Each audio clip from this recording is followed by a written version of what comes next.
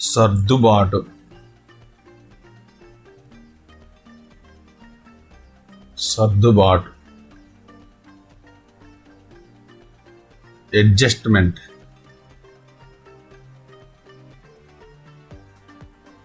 మనుగడ కొరకు నిరంతర పోరాటమే జీవితం. వ్యక్తి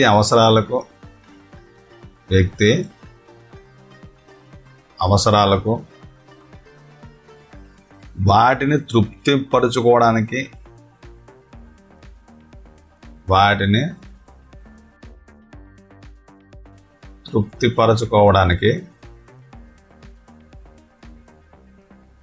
మధ్య సమతుల్యతని కలిగి ఉండటాన్ని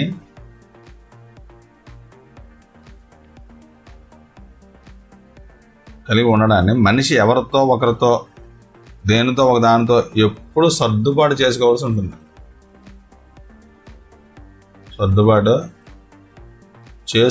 ఉంటుంది. అనగా సర్దుబాటు అనేది ఒక జీవితాంత ప్రక్రియ,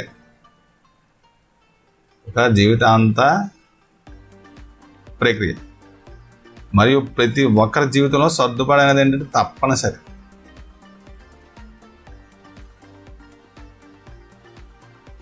ఉదాహరణ చూడండి, నవజాత శిశువు పుట్టకముందు తల్లి గర్భంలో పరిసరంతో సర్దుబాటు కావాలి.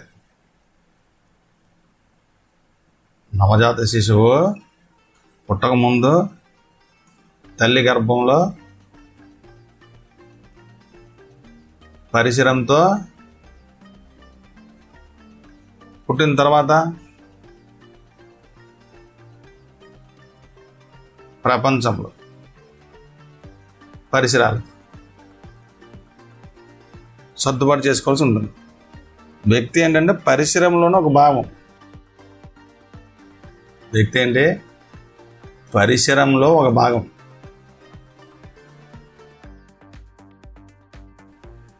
కనుక వ్యక్తి పరిసరాలను ఎలా ప్రభావితం చేస్తాడో అలాగే పరిసరాలచే కూడా ప్రభావితం అవుతాడు.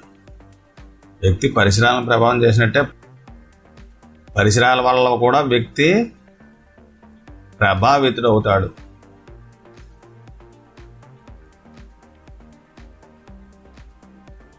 వ్యక్తి తనకు తాను సర్దుబాటు చేసుకోవడంతో పాటు పరిసరాలతో కూడా సర్దుబాటు చేసుకోవాల్సి ఉంటుంది. అంటే పరిస్థితులకు అనుగుణంగా మారలేని జాతులు అంతరించునని డార్విన్ చెప్పిండు.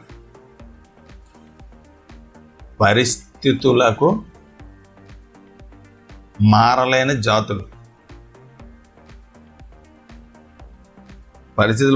జాతులు, అంతరించును అని ఎవరు చెప్పారంటే డార్విన్. కావున మారిన పరిస్థితులకు అనుగుణంగా జీవించడమే సర్దుబాటు. మారిన పరిస్థితులకు అనుగుణంగా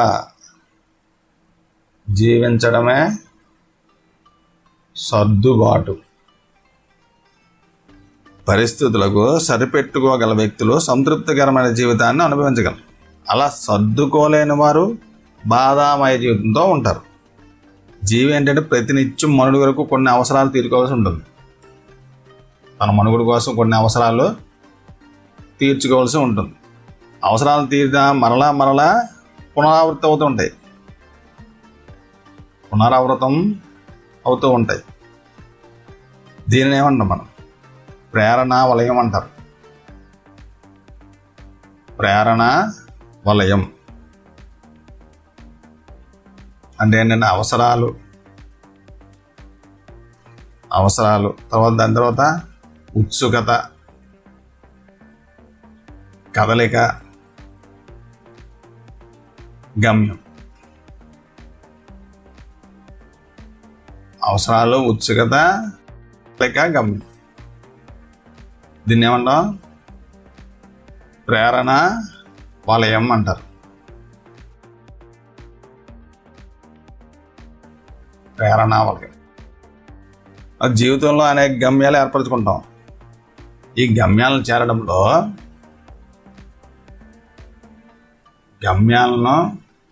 చేరడంలో ఎదురయ్యే సమస్యలను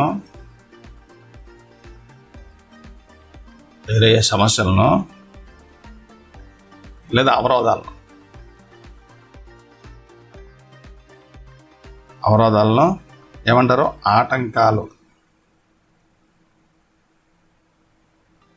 ఆటంకాలు అధిగమించడానికి ప్రత్యామ్నాయ మార్గాలు ఎంచుకోవాల్సి ఉంటుంది. ఆటంకాలను అధిగమించడానికి ప్రత్యామ్నాయ మార్గాలు ఎంచుకోవడాన్నే మనం సర్దుబాటు అంటాం.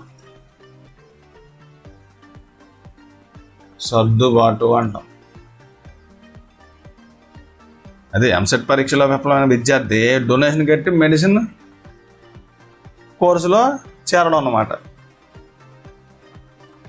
ఆటంకాలు ఎన్ని రకాలు ఒకసారి చూద్దాం. ఆటంకాలు రకాలు.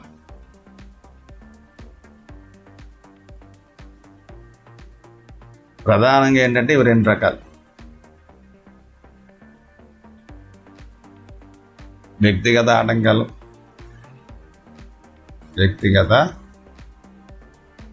ఆటంకాలు, తర్వాత పరిసర ఆటంకాలు.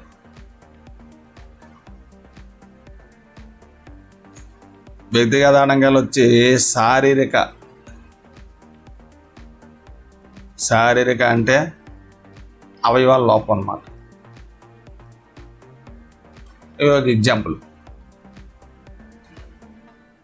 మానసిక ఎగ్జాంపుల్ ఏంటంటే ప్రజ్ఞ, తర్వాత శక్తి సామర్థ్యాలు, స్వీయ భావన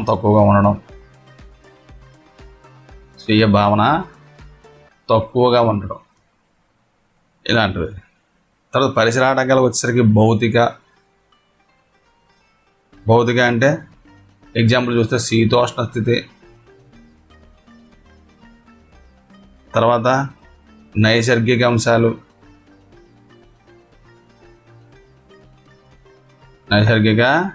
అంశాలు, ఆహార పానీయాలు మొదలైనవి. తర్వాత మానసిక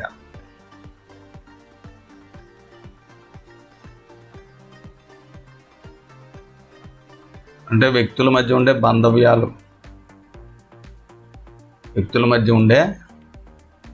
బాంధవ్యాలు, సంబంధాలు. తర్వాత సామాజిక ఉదాహరణ ఏంటంటే ఆచార వ్యవహారాలు, కులమతాలు, సాంఘిక అంతరాలు. ఇవి పరిసరాలకు సంబంధించిన ఆటంకాలు. అయితే నిర్వచనాలు చూద్దాం. నిర్వచనాలు.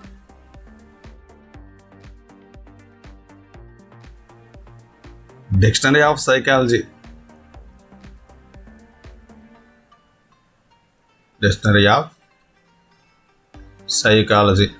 ఈ గ్రంథాన్ని రచించింది ఎవరు అంటే జేపీ చాప్లిన్.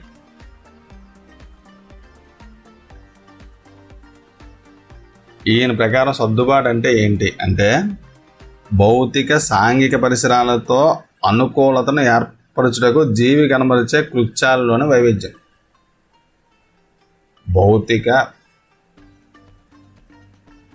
సాంఘిక పరిసరాలతో అనుకూలతను ఏర్పరచుటకు జీవి కనబరిచే కృత్యాలలోని వైవిధ్యం. తర్వాత ఆటంకాలను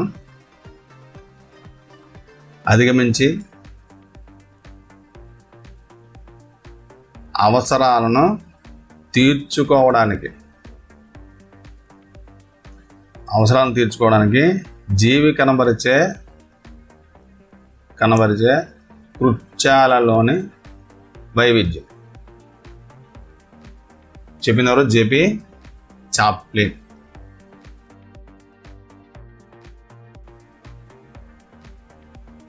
తర్వాత లారెన్స్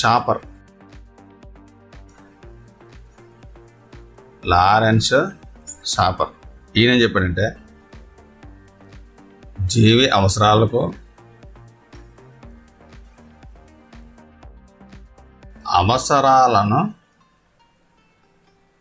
సంతృప్తిపరచడాన్ని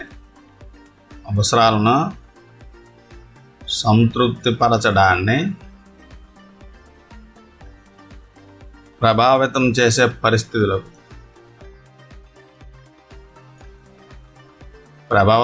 పరిస్థితులకు మధ్య సమతుల్యతను సాధించడమే సర్దుబాటు.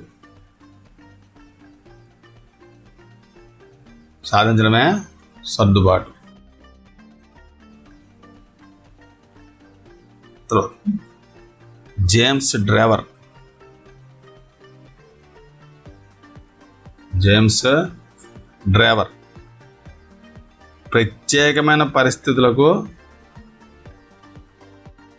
ప్రత్యేకమైన పరిస్థితులకు తగినట్లుగా మార్పు చెందడం.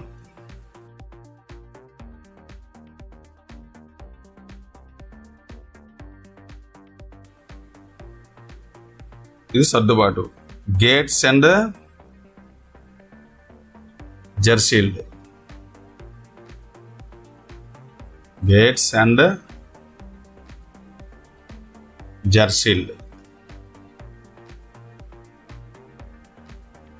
ఒక వ్యక్తి తనకు తన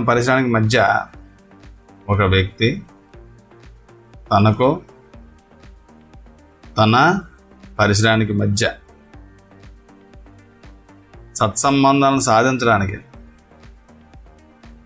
సత్సంబంధాలను సాధించడానికి నిరంతరం తన ప్రవర్తనను మార్చుకోవడమే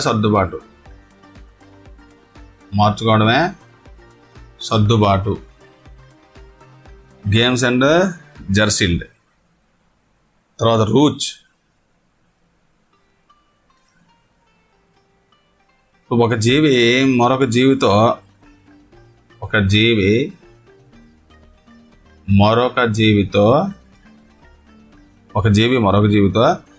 జీవ సాంఘిక సంబంధిత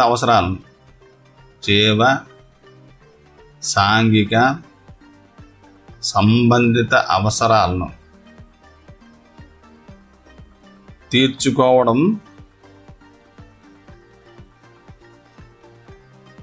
పరస్పర సంబంధాలను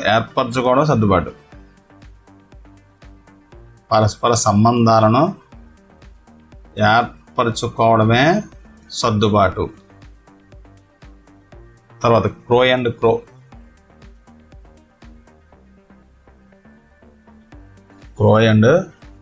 క్రో. తనకు తన భౌతిక సామాజిక పరిసరాల్లోని పరిస్థితులు తన భౌతిక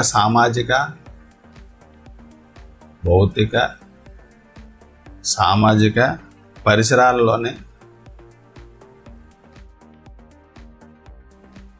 పరిస్థితులు వ్యక్తులకు మధ్య సామరస్యపూర్వక సంబంధాలు నెలకొల్పి ఆరోగ్యవంతంగా ఉండడం. పరిస్థితులు వ్యక్తులకు మధ్య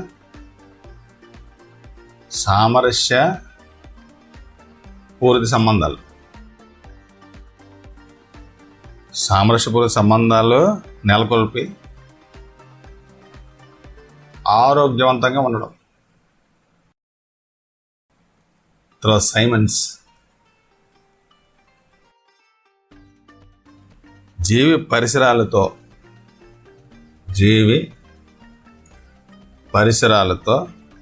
సంతృప్తికరమైన సంబంధం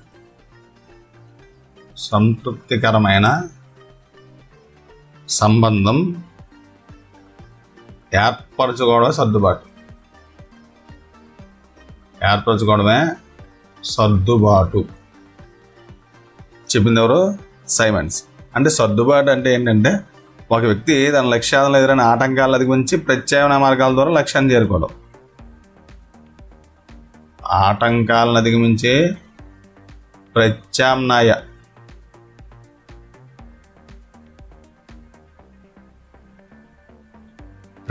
మార్గాల ద్వారా లక్ష్యాన్ని చేరుకోవడం.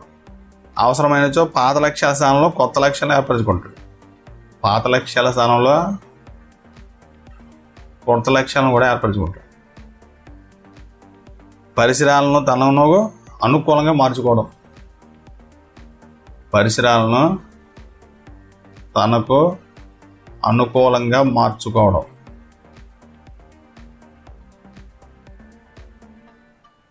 లేదంటే తానే పరిసరాలకు అనుగుణంగా మారడం. పరిసరాలకు అనుగుణంగా మారడం. మార్పును అంగీకరించడం.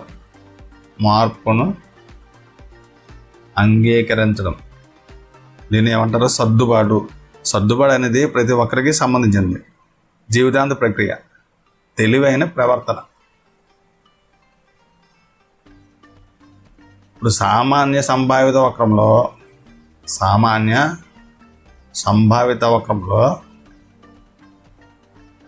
68% మంది సాధారణ సర్దుబాటు కలిగిన వారు, 16% మంది ఎక్కువ,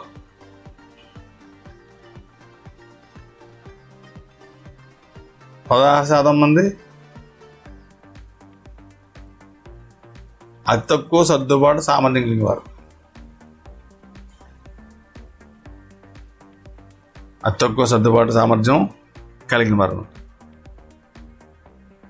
ఇప్పుడు సర్దుబాటు కలిగిన వారు ఎలా ఉంటారు అంటే సమయోజనం గలవారుగా ఉంటారు. మానసిక ఆరోగ్యం ఉంటుంది. సమగ్ర మూర్తిమత్వం కలిగి ఉంటారు. వీరందరూ కూడా అనుకూల దృక్పథం ఉంటుంది. అదే సర్దుబాటు కోల్పోయిన వాళ్ళు అయితే సంఘర్షణ, కుంటనం, ఒత్తిడి, వ్యాకులత ఇవన్నీ ఉంటాయి. తర్వాత విషమయోజనం, మానసిక అనారోగ్యం, సమస్యాత్మక ప్రవర్తన, మూర్తిమత్వం దెబ్బతిన్నవారు వీరంలో ఏంటంటే ప్రతికూల దృక్పథం ఉంటుంది. సర్దుబాటు లేని వాళ్ళు ఉండే లక్షణాలు ఏంటో ఒకసారి చూద్దాం. మొదటి కుంటనం.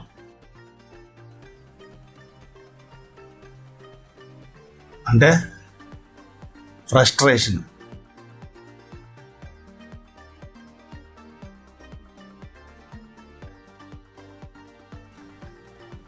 మానవుని కోరికలు అపరిమితం. మానవ కోరికలు ఏంటి? అపరిమితం. కోరికలు తీరినప్పుడు వ్యక్తులు ఏంటంటే అసంతృప్తికి లోనవుతారు. తీరినప్పుడు ఏమవుతుంది? అసంతృప్తికి లోనవుతారు. దీన్నే లోనవడాన్ని ఏమంటాం అంటే కుంటనం అంటాం.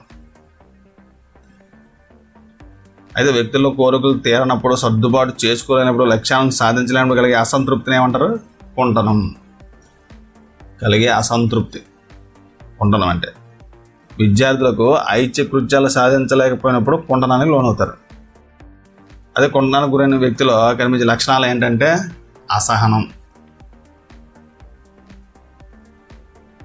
అసహనం, విసుగుదల, చిరాకు, బాధ, కోపం ఇలాంటి లక్షణాలు ఉంటాయి. తర్వాత ఒత్తిడి అంటే స్ట్రెస్ లేదంటే ప్రెషర్.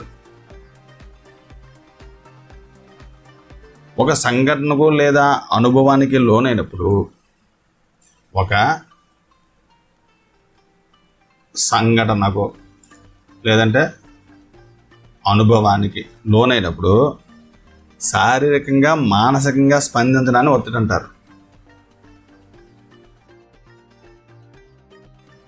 శారీరకంగా మానసికంగా స్పందించడం.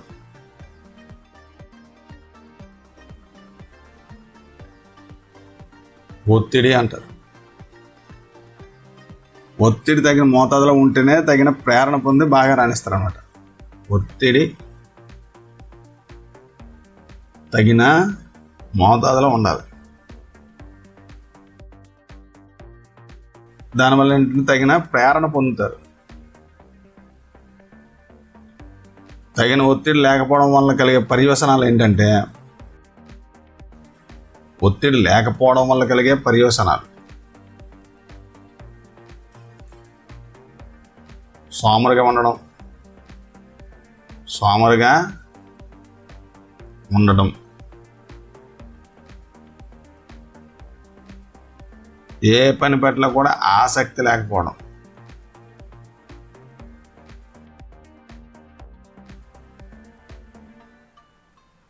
తర్వాత అధిక ఒత్తిడి ఉంటే,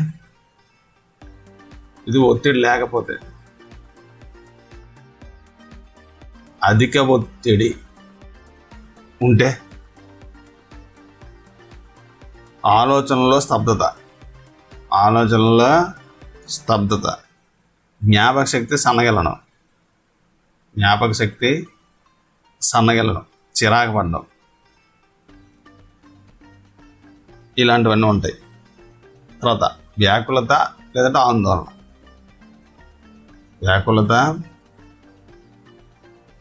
ఆందోళన అంటే యాంగ్జైటీ.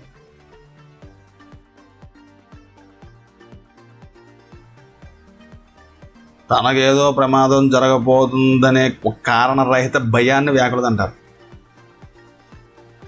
తనకు ఏదో ప్రమాదం జరగబోతోందనే కారణరహిత భయం, దీన్ని ఏమంటాం? వ్యాకులత అంటారు. వ్యాకులత అనేది ఏంటంటే ఒత్తిడి వలన కలిగే ఒక ప్రవర్తనా స్థితి. ఒత్తిడి వలన కలిగే ప్రవర్తనా స్థితి ఏంటి? వ్యాకులత.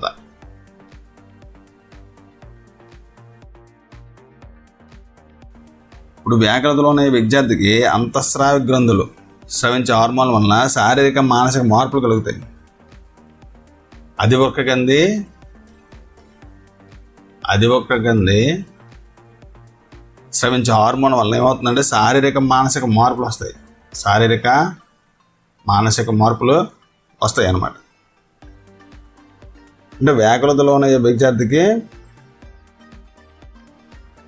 గుండె వేగంగా కొట్టుకోవడం, చెమటలు పడడం, వణుకుట. కొన్ని ఎగ్జాంపుల్ చూద్దాం. గుండె వేగంగా కొట్టుకోవడం, చెమటలు పడడం, వణుకుట, నిద్రలేమి, ఇవన్నీ కూడా ఆందోళన కారణాలు. తర్వాత విషమ యోజనం.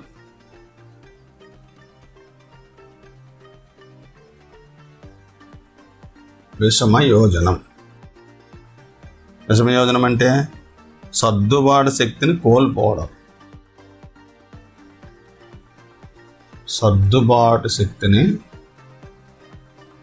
కోల్పోవడం. దీన్ని ఏమంటాం? విషమయోజనం అంటాం. Mall adjustment.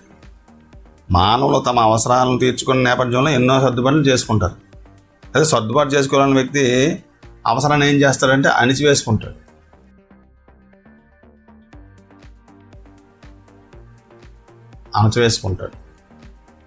లేదంటే రక్షణ తంత్రాలను ప్రయోగిస్తారు. రక్షణ తంత్రాలను ఎప్పుడో ఒకసారి కాకుండా నిరంతరం ఉపయోగిస్తున్నారు అనుకోండి. రక్షణ తంత్రాలను నిరంతరంగా ఉపయోగిస్తే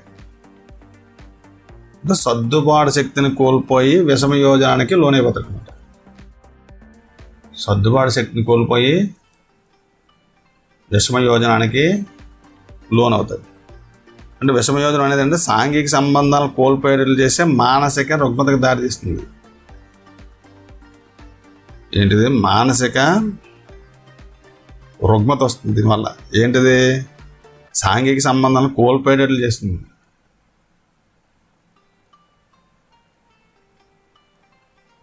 సాంఘిక సంబంధాలు కోల్పోయేట్లు చేసి మానసిక రుగ్మతగా దారితీస్తుంది అన్నమాట. అట్కిన్సన్ ప్రకారం విషమయోజనం అంటే ఒక వ్యక్తి పరిసరాలతో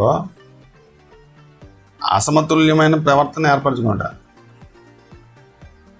అసమతుల్యమైన ప్రవర్తనను ఏర్పరచుకునుట. విషమయోజన గల కారకాలను 2 రకాలుగా చెప్పవచ్చు. విషమయోజనానికి గల కారకాలను 2 రకాలుగా చెప్పవచ్చు. అవేంటంటే వ్యక్తిగత కారకాలు, 2 పరిసర కారకాలు. వ్యక్తిగత కారకాలు అంటే శారీరక, మానసిక.